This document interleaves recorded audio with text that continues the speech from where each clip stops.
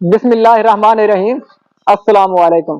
मेरा नाम है डॉक्टर मोहम्मद यूनुस और मैं उम्मीद करता हूँ कि आप सब खैरियत से होंगे। मैंने अपनी पिछली वीडियोस में जो है मुख्तलिफ किस्म के ब्रीडिंग प्रोटोकॉल आपसे डिस्कस किए थे, जिसमें डबल ओवसिंक था, सिंगल ओवसिंक था और G6G था।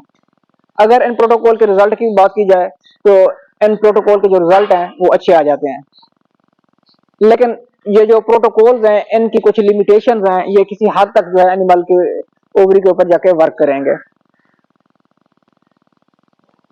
तो मिसाल के तौर पे अगर एनिमल की ओवरी के ऊपर सीएल मौजूद है या फोलिकल मौजूद है जिसका जो डायामीटर है वो 8 mm से ज्यादा है, या ये सीएल और 8 mm से ज्यादा फोलिकल, ये दोनों चीजें मौजूद हैं, तो उस तरह के एनिमल के ऊपर ये जो प्रोटोकॉल मैंने आपको बताए हैं ये अच्छा काम करेंगे। लेकिन चंद एक एनिमल ऐसे आ जाते हैं जिनकी ओवरी के ऊपर ना तो सीएल होता है और जो फोलिकल होते हैं उनका जो डायामीटर होता है वो 4 mm या 5 mm होता है। तो इस तरह के एनिमल की ओवरी के ऊपर जो है ये सिंगल ओवसिंक, डबल ओवसिंक या G6G प्रोटोकॉल जो है वो काम नहीं करते। तो उनके लिए जो है आपको एक सेपरेट किस्म का जो प्रोटोकॉल है वो लगाना पड़ता है। उस प्रोटोकॉल का नाम है सीडर का प्रोटोकॉल। ये जो सीडर है ये बेसिकली एक प्रोजेस्टेरॉन का सोर्स होता है।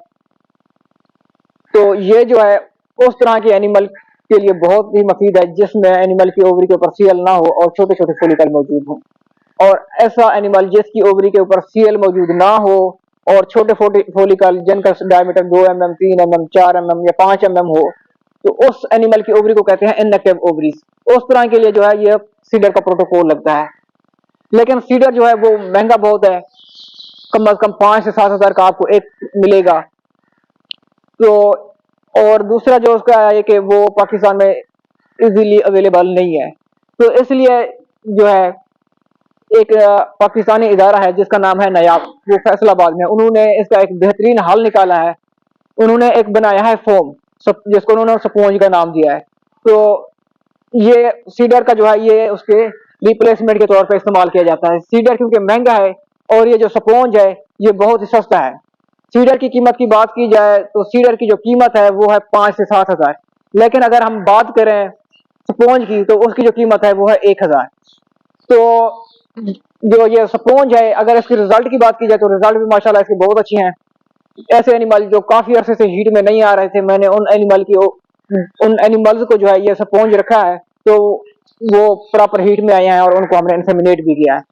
तो मैं आपको दिखाता हूँ कि जो स्पॉन्ज है ये कैसा होता है और इसका जो प्रोटोकॉल है वो किस तरह लगाना है।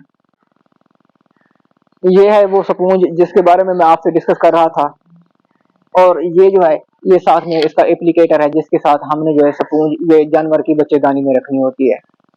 ये जो स्पॉन्ज है ये बेसिकली जो है ये एक प्रोजेस्टेरॉन का है, सोर्स है, इसके अंदर जो है प्रोजेस्टेरॉन होता है। तो इसका जो प्रोटोकॉल ये है कि ये जो स्पॉन्ज है ये जानवर की बच्चेदानी में आपने 7 दिन रखनी है। मिसाल के तौर पे अगर आज यक्कुम है तो जिस टाइम आप ये रखेंगे और आप 7 तारीख को जो है आप बिल्कुल उसी टाइम आप ये निकाल लेंगे, और जिस टाइम आप ये निकालेंगे आपने साथ में इसको जो है डलमाजीन 2 cc लगा देना है। अगर डलमाजीन नहीं है तो साइक्लोमेट वो 2 cc लगा दें या 4 cc। अगर 4 cc लगाएंगे तो उसका जो रिजल्ट है वो अच्छा आ जाएगा। तो ये था इसका प्रोटोकॉल। अब मैं आपको बताता हूँ कि ये जो स्पॉन्ज है ये जानवर की बच्चेदानी में रखना कैसे है। तो सबसे पहले ये जो एप्लीकेटर है क्योंकि ये बार बार इस्तेमाल होता है तो पहले आपने इसको जो है पायोडीन से वॉश कर लेना है।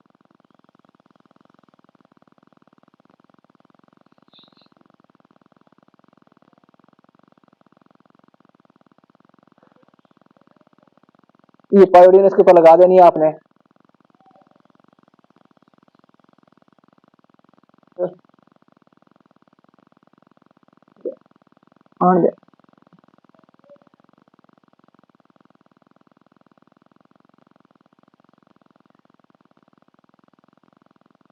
ये हमने इसके ऊपर पायोडीन लगा दी है।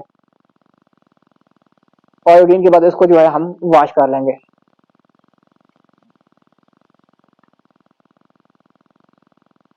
क्योंकि अगर ये बच्चेदानी में ये पायोडीन चली गई तो जानवर को इरिटेशन होगी और जानवर जो है वो जोर लगाता रहेगा।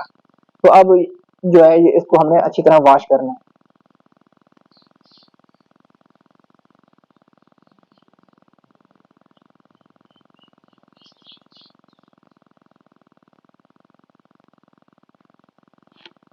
अब ये हमारा जो एप्लीकेटर था ये हो गया है रेडी। इस स्पॉन्ज को एप्लीकेटर में लगाने से पहले जो है आपने इसके ऊपर ये पेनबेटिक का पाउडर लगा देना है।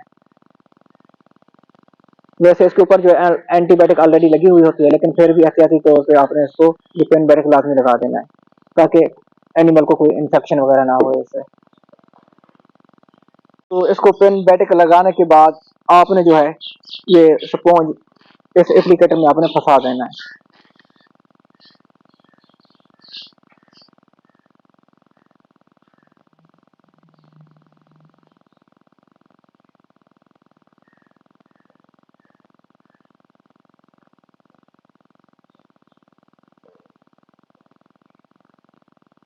ये आपने देखा है कि ये जो स्पॉन्ज इस एप्लीकेटर के अंदर अब फंस गया है।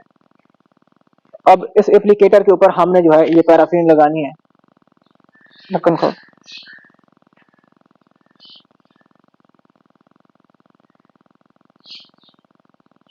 ये इसलिए लगाएंगे ताकि ये जो एप्लीकेटर है ये बच्चेदानी में आसानी से चला जाए।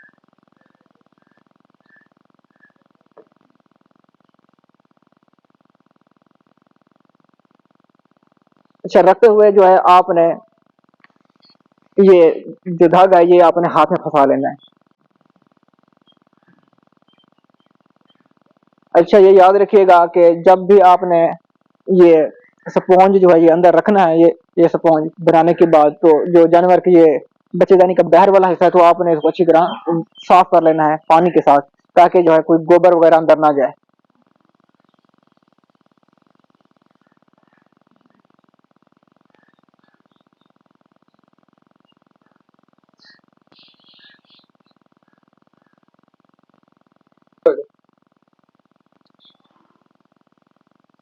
तो ये पानी मारने के बाद जो है हमने इसको टिश्यू से बिल्कुल साफ कर दिया ताकि जो है गोबर बिल्कुल ना रहे। अगर ये गोबर अंदर चली गई तो ये इन्फेक्शन करेगी।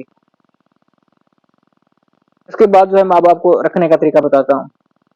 ये अगर आप इसके ऊपर गौर करें तो ये इधर से जो है ये बराबर है, लेकिन ये वाली जो साइड है ये थोड़ी नीचे गोल की गई है।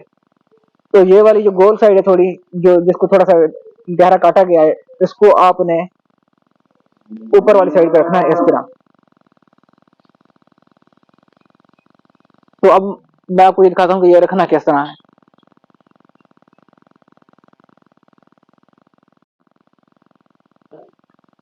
तो इस तरह जो है आपने इसके अंदर गुजारना है इसको।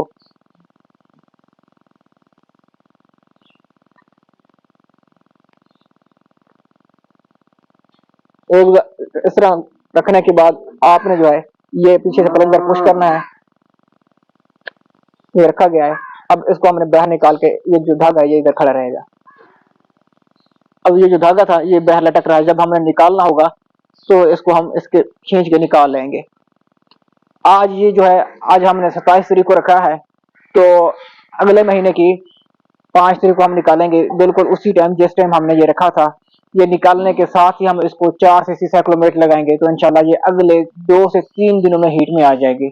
जब हम ये निकालेंगे और साथ में साइक्लोमेट लगाएंगे तो साइक्लोमेट लगाने के 2 से 3 दिन के अंदर ये हीट में आ जाएगी। उसके बाद हमारी मर्जी कि हम इसको जो है बुल से क्रॉस करवाएं या इसको हम इंसेमिनेशन करें। प्रोटोकॉल आज का।